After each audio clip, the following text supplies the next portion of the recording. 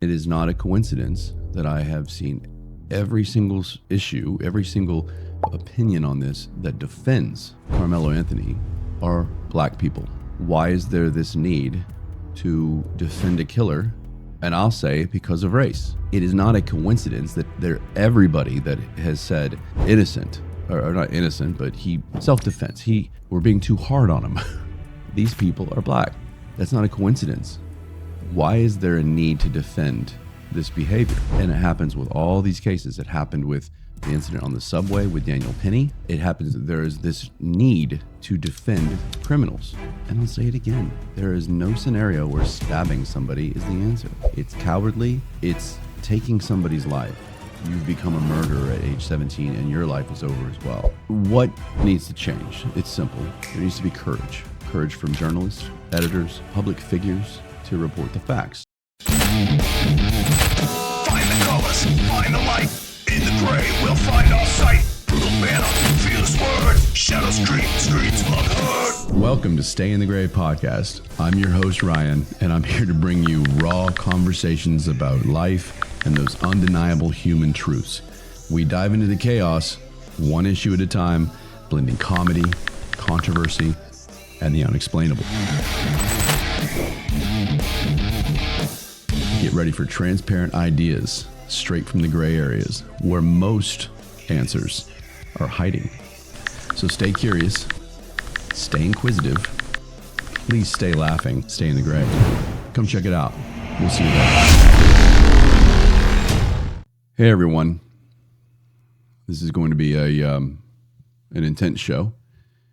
It's one that needs to happen for me personally and hopefully for some of you. I took a step back after the incident occurred and tried to give it a couple of days to sit on it, to research, to wait for more to come out. And this is a story about a gentleman here close to home for me, about 30 miles away in Frisco, Texas. And this gentleman stabbed another gentleman, and these are high school kids. They were at a track meet, and an altercation broke out, and one student felt like it was okay to just stab the other student to end the altercation. Everybody's likely heard this story, so I'm not going to give you the news as much. I'll give you the basics in a second, but I want to approach this in a whole different way. But here it is. So April 2nd, this was last week, 17-year-old student named Austin Metcalf was stabbed by a student from another school, both Frisco high schools, but another school down the way. And his name was Karmelo Anthony. And I know that is an old NBA player, so I was confused for a second.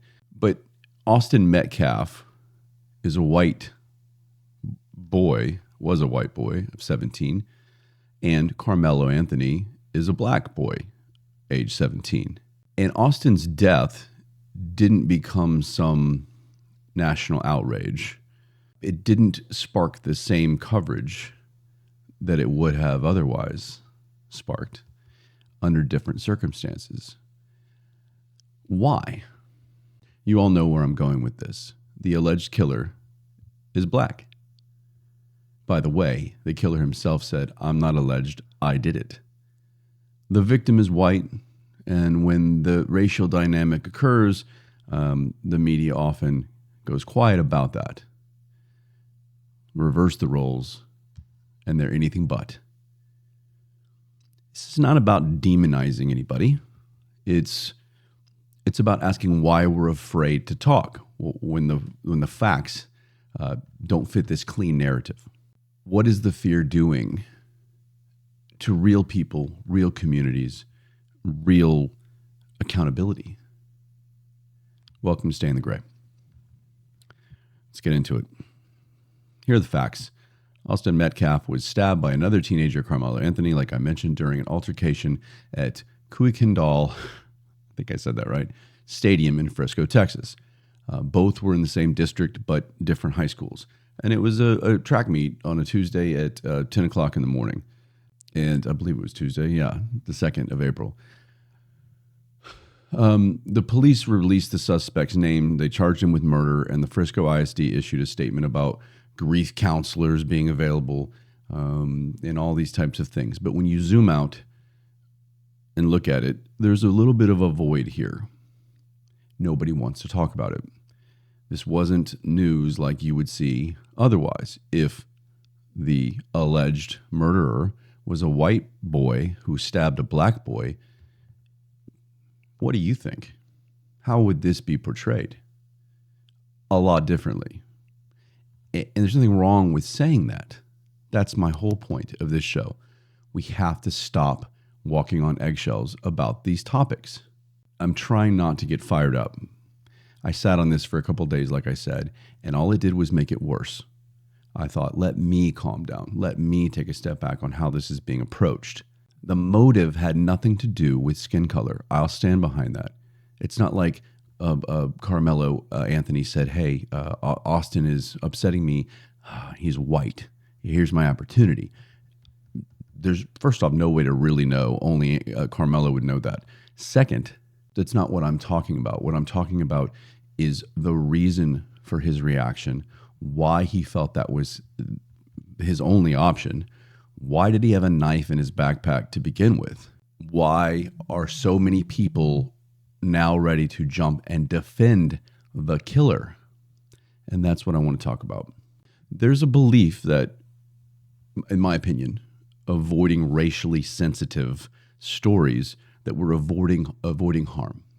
We are avoiding offending people. We're avoiding lumping a group of people together that might endanger them more.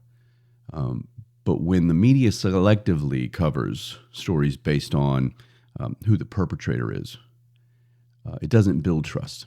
It breaks it, in my opinion.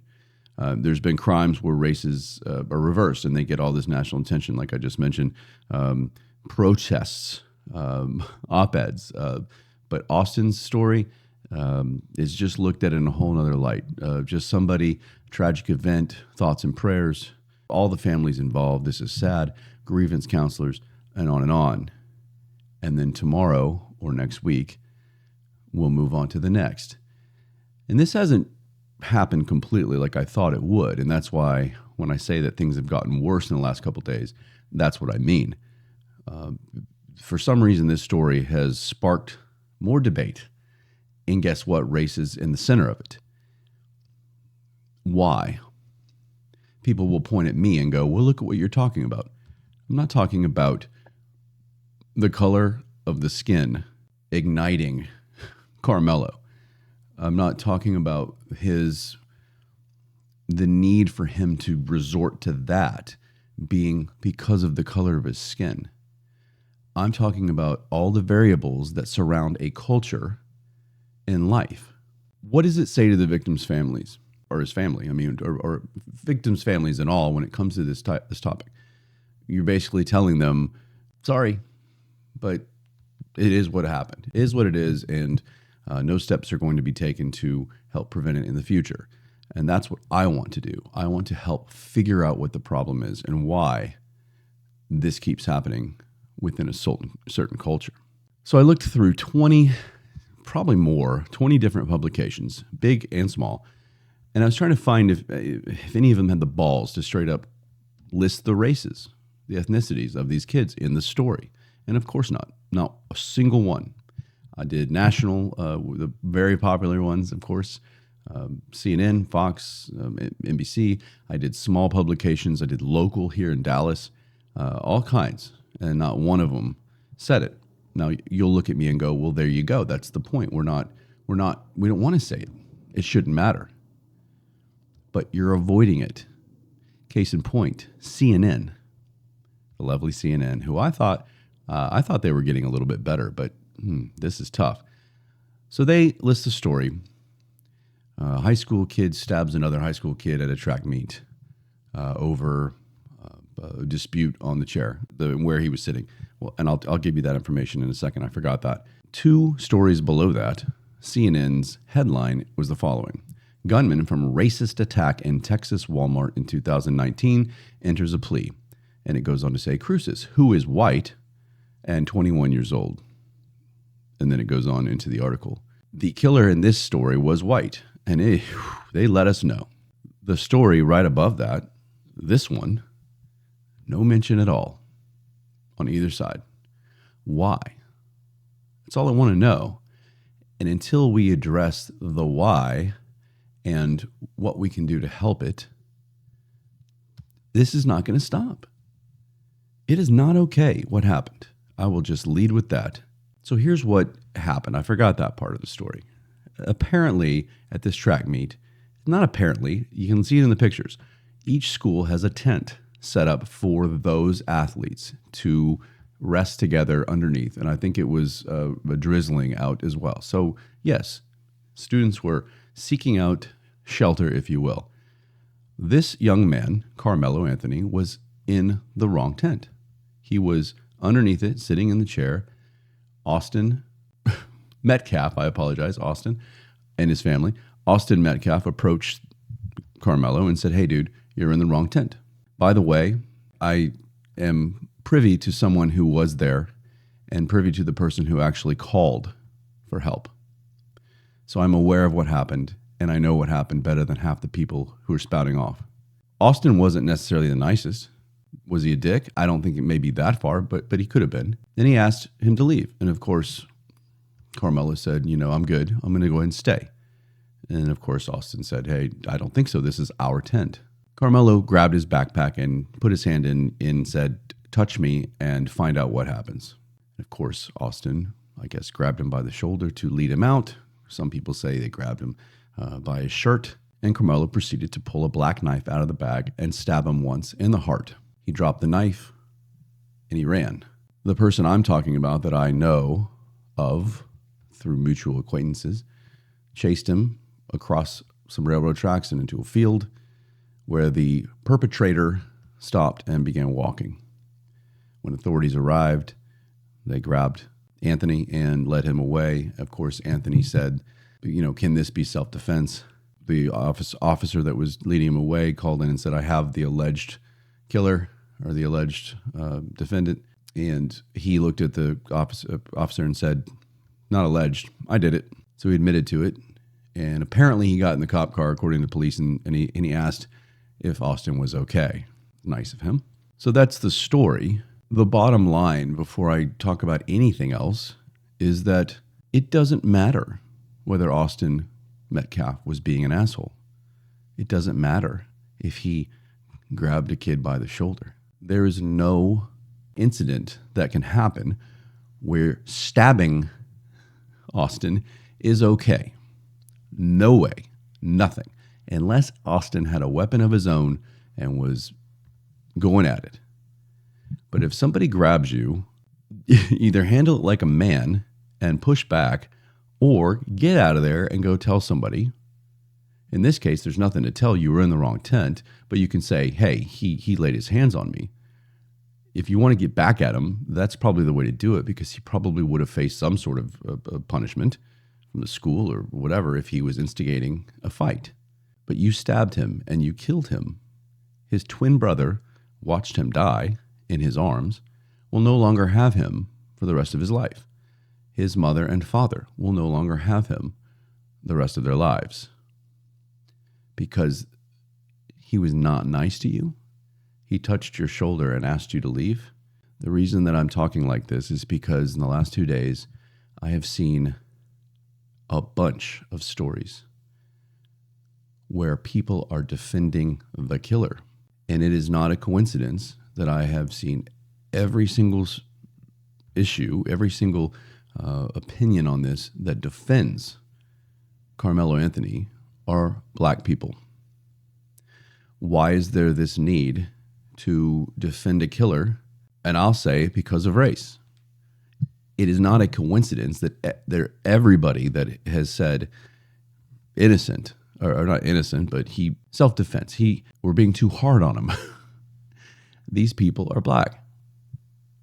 That's not a coincidence. Why is there a need to defend this behavior? And it happens with all these cases. It happened with the incident on the subway with Daniel Penny. it happens. There is this need to defend criminals when they're black. I don't see any white criminals, you defending any white criminals that would do the same thing. Can you imagine if these roles were reversed and Austin Metcalf stabbed Karmelo Anthony in the exact same situation? What would these people say? Would they make a GoFundMe page that says justice for Karmelo Anthony? Would it say justice for Austin Metcalf? That's a real thing. There's a GoFundMe page trying to raise money for a killer. The hashtags are justice will be served. Justice for the guy who stabbed the other guy. Not justice for the victim. And call Karmelo Anthony a victim all you want, because he was taking a little bit of flack from a guy who just wanted his own school's tent to be freed up. He's not a victim. Get over it. Everybody's talking about being a bully. They didn't even know each other. I think you need a little more than that to be a bully, to bully somebody. I'm getting tired of that word as well. It's being misused and it's downplaying true bullies, real bullies. I'll repeat it one more time. It is not about the motive when it comes to skin color. It's about the variables that surround the culture, why people are defending him, why the media is scared to talk about it. I'm not talking about why Karmelo did it being based on race. I'm talking about why he grew up and thought that was the option and thought that that was the action to take, and why people are defending it. So let me be clear. I'm not suggesting that race causes violence. I'm not saying that black people, just you're born black and you're violent. I'm not saying that. I meant very, very strongly to not come off that way. It's a lazy take, and I'm trying not to be that way. And it's just not true technically. If you want to talk about youth violence, especially involving young black men, you have to go deeper than just pretending it doesn't exist. It does.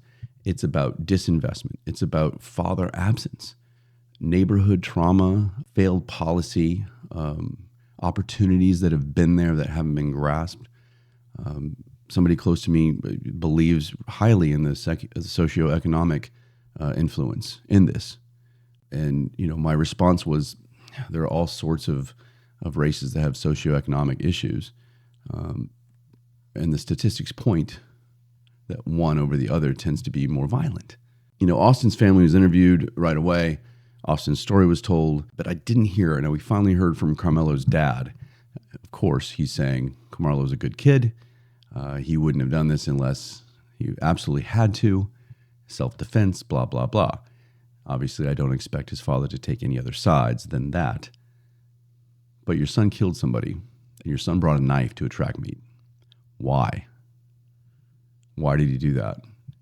And I challenge you, sir, the dad, who's probably younger than me, to analyze that, to try and figure it out. And I know it sucks. Your life's likely ruined by this. But so is Austin Metcalf's family.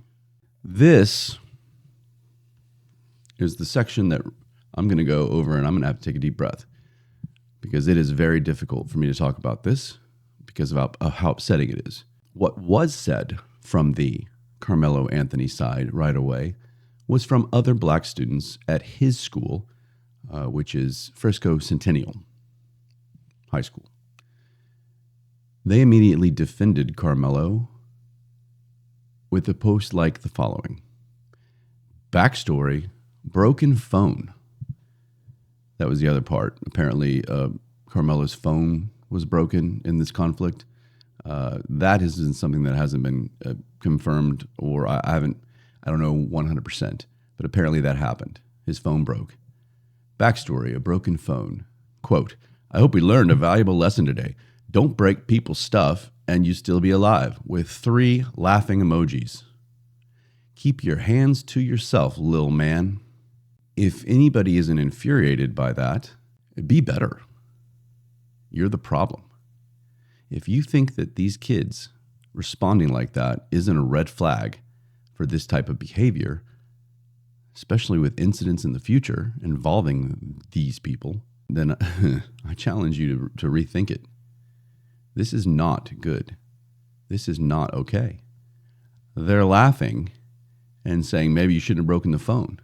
If sporting a competition and their team won this event because their teammate killed the opposition, why are they proud? They're proud of it. That is a huge problem. And those of you that don't think that it's a huge problem, wow, look in the mirror and think about what you're saying. Quit with the progressive bullshit that you feel like you have to spout. For 2 seconds, just stop it and think about the facts and think about what we're reading here. This is not okay.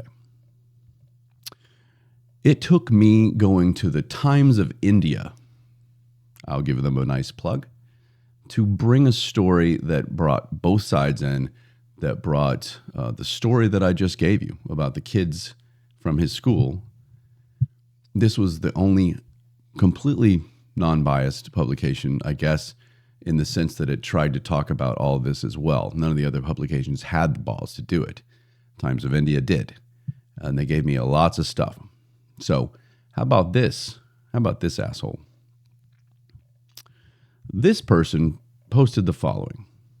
If you see a Trump supporter being upset about Austin Metcalf, just ignore them.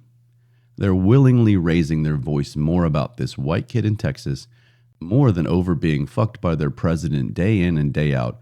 R.I.P. Austin, but fuck all you who support a rapist felon. I'm trying to reduce my name calling, but this person, fill in the blank, not only brought Donald Trump into this. You mean to tell me that everybody that voted for Donald Trump thinks that Austin should have been killed, and everybody that didn't thinks that Karmelo is an innocent man, or that he had the right to do it? This is the most absurd take I've ever heard for anything. I'm baffled. Beyond the fact that Donald Trump has never been convicted of rape, so you're falsely labeling, which is dangerous. I've talked about that many times in a show. False rhetoric is not smart. The felon, you like to call him that, but you've made this political, literally to the highest level of our country, when it has absolutely nothing to do with it. When I thought about this story, I go, wow, I voted for Donald. I've got to think about it this way. No. And some of you will say, oh, I think you probably... No. Stop it. This is so ridiculous.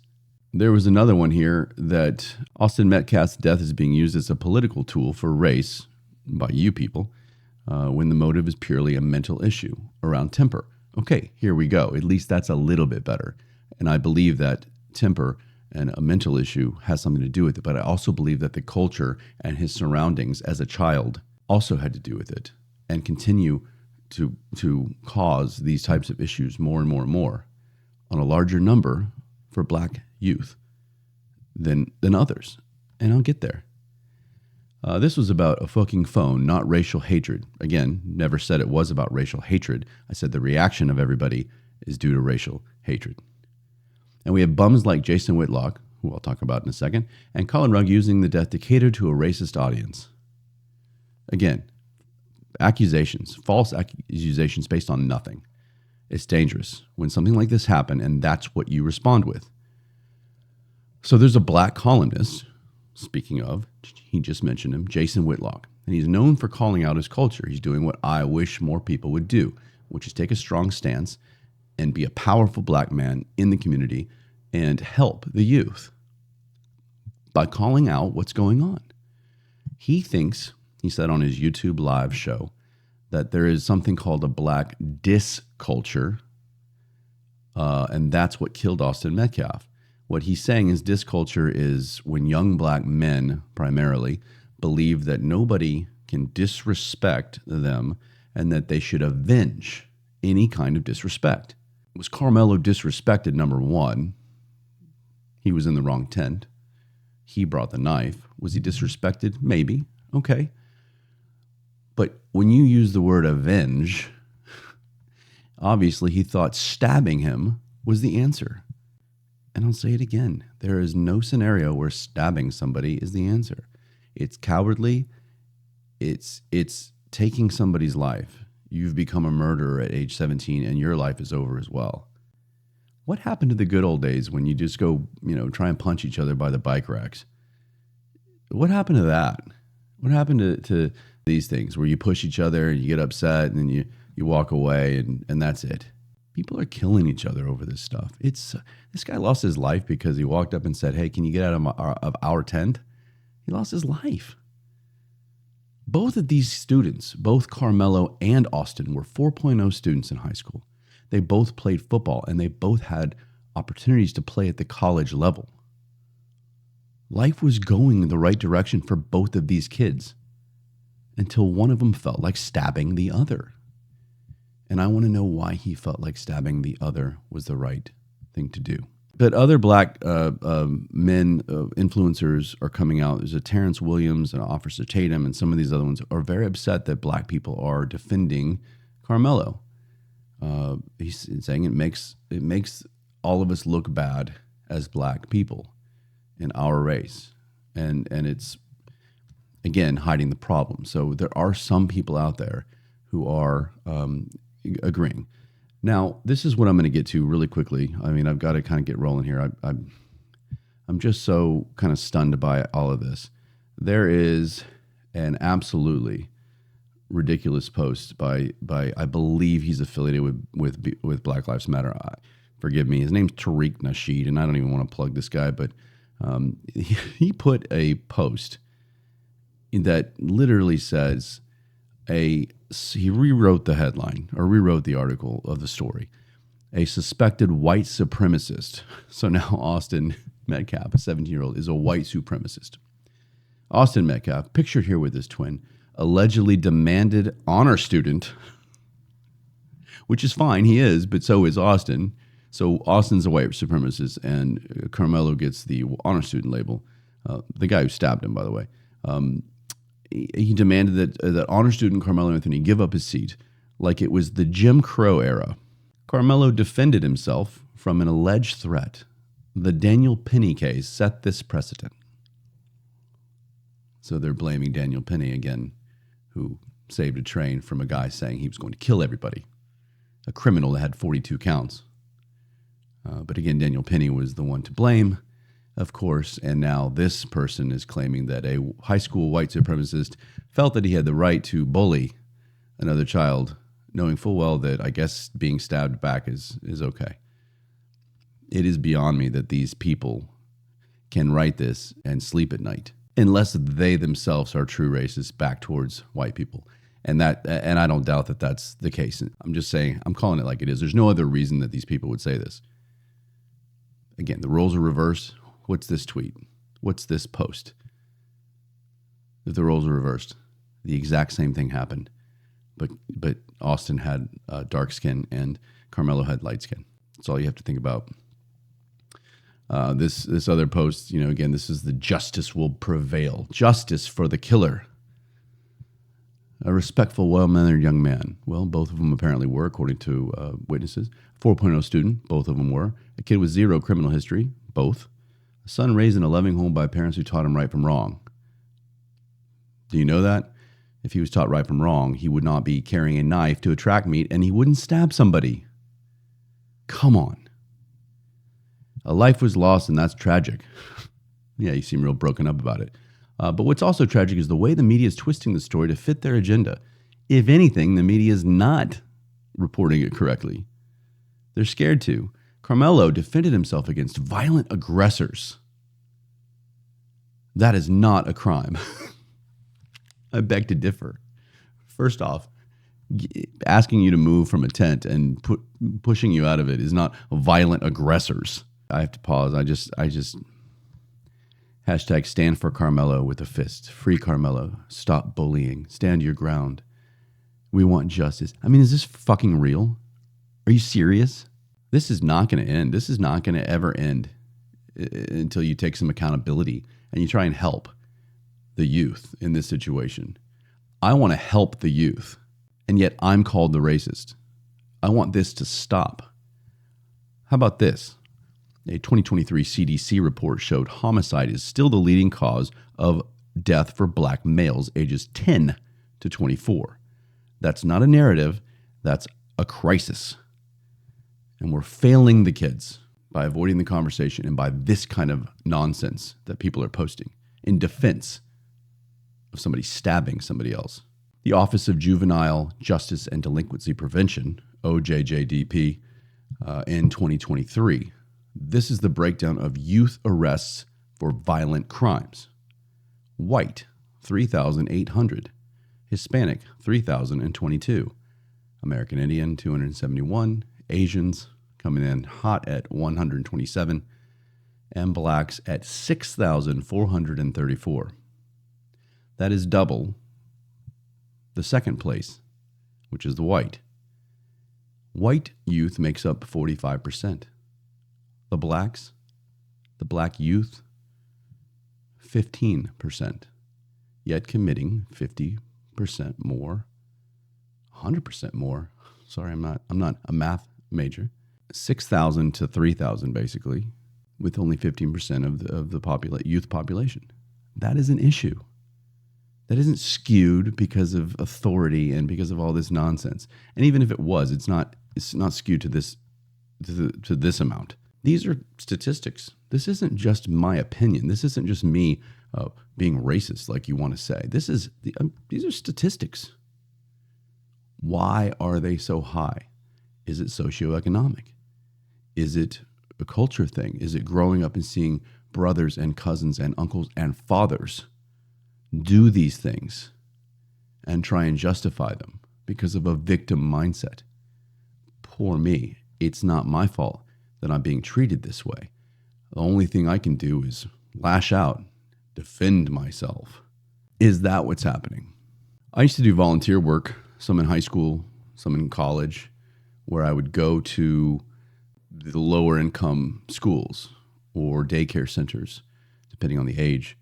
And I would sit down and spend a couple of hours every Wednesday, or I'm thinking of one in particular, different days of the week, and read to these kids, talk to them, just ask them about their day. Occasionally I'd go outside and kick the ball around, throw the ball around if it was baseball, and just spend some time with them, making them feel like somebody cared about them. And I did, every single one of them. It must have been 20 to 30 kids that I met with throughout that time. One of them, his name was Trey. He was 8 years old, little chubby black kid, and he was awesome.